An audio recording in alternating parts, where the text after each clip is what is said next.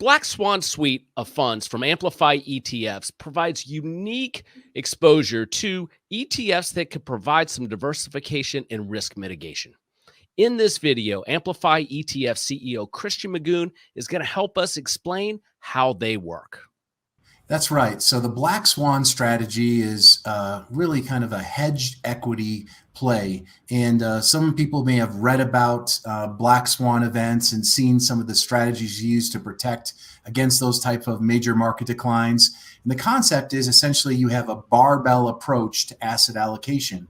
On one side, you have a risk-off, defensive, protective asset. In the case of BlackSwan ETFs, that's 90% invested in U.S. Treasuries. That's laddered, targeting a 10-year Treasury duration. On the other side of that barbell is the risk asset, and that's exposure to an equity index. The BlackSwan strategies do it via equity options, in-the-money call options on different types of indexes. So our original SWAN ETF, ticker SWAN, uses the S&P 500 as its equity exposure. That launched just over 3 years ago, and in fact, just got its Morningstar rating after being 3 years old. A 5-star rated fund, has about 950 million in AUM, and been a successful, I think, offering in the marketplace. About 10 months ago, we launched ISWN, ISWN, and that's the international version that targets the MSCI EFA in its equity allocation. That's about 40 million in assets.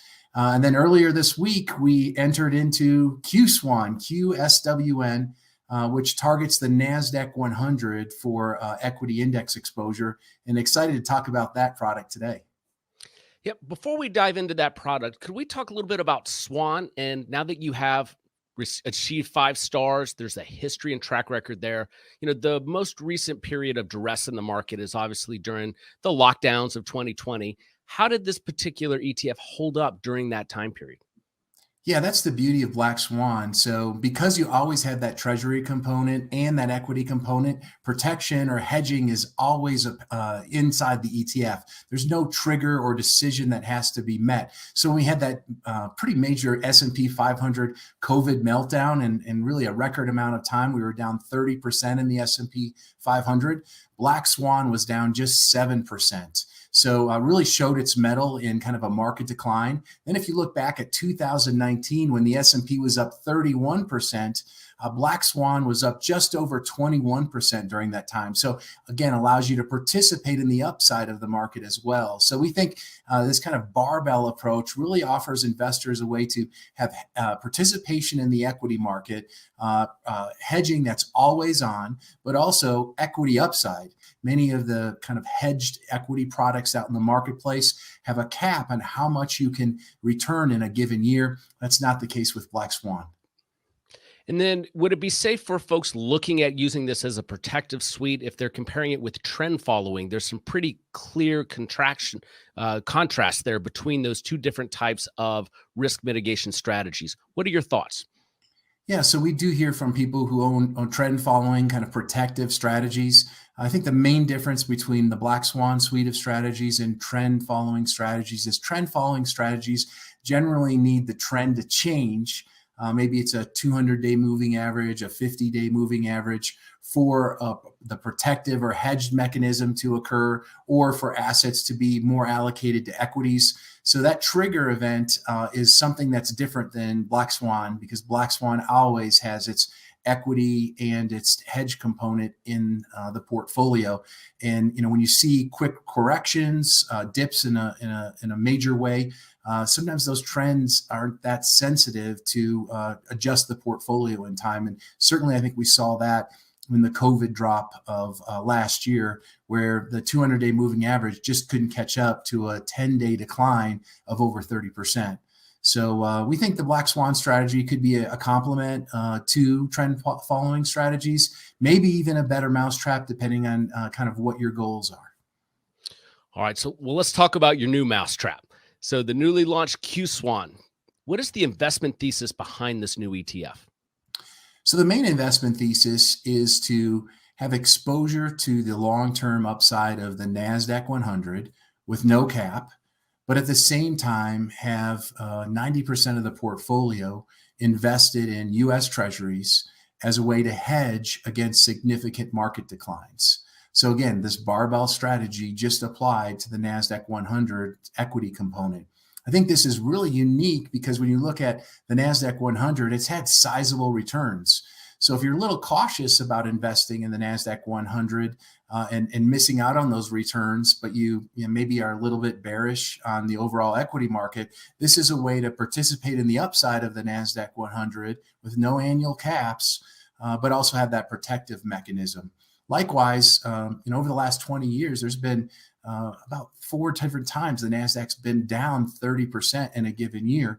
The amount of treasury allocation to this BlackSwan product, QSWAN, allows it to really hedge against major market declines. So we think it allows you hedged exposure to the NASDAQ 100 and probably a less volatile ride over time for investors. Yeah, you're going to underperform the NASDAQ 100 over a full market cycle versus just investing in the NASDAQ 100, but you actually may have a better risk reward profile over time investing in QSWAN. And then for the portfolio itself, it seems as though the construction is fairly simple, treasuries and call options. How about the rebalancing of the holdings inside the fund? Yeah, so that essentially occurs twice a year in December and June. And really kind of the reset happens amongst the equity allocation. So we mentioned 90% of the portfolio is invested in US Treasuries, and those are laddered. And then 10% of the portfolio is invested in this case, NASDAQ 100 in the money call options in the form of leaps. That 10% allocation is divided into 2 sleeves. 5% of that bucket is invested in December in the money call options, and then the other 5% is invested in June. So whenever one of those months comes around, that bucket expires, and then at that time, 5% of the fund's assets are invested in that specific month call option. So twice a year, you're basically rebalancing, if you will, your equity participation or weight in the fund based on the index methodology. So if you're looking at adding this to a portfolio as an investor or a financial advisor, where do you see the fit? Yeah, so there's a couple of ways to, I guess, incorporate BlackSwan in an allocation. One is simply to just be a hedged equity play to complement your core equity exposure, but not only just complement it and have equity participation, but have this kind of downside hedge built in that's always on. Second way to look at it would be potentially as a complement to a fixed income allocation, because these BlackSwan products have 90% of their portfolio invested in US Treasuries. But in addition, there's the kicker that could add a growth or a total return kind of factor of the S&P or the NASDAQ 100 or the MSCI EFA, depending on which BlackSwan product you want to use. So it's really fixed income with growth potential. The last area probably is as an alternative allocation. US Treasuries do have a fairly low to negative correlation with equities. And certainly in times of market crisis, which is really why the strategy works really well, is when during a market crisis event, when risk on happens, kind of the area that most investors, especially institutions, flee to are US Treasuries. And they tend to actually hold up quite well during a market crisis event. And that in the negative correlation really shines generally across all those indexes during a major risk off event in the equity space. So a variety of ways you can use BlackSwan. The other famous way that some advisors have talked about is I use it as a what if I'm wrong scenario. So what if I'm too bullish about the market? What if I'm too bearish about the market in my positioning as an allocator?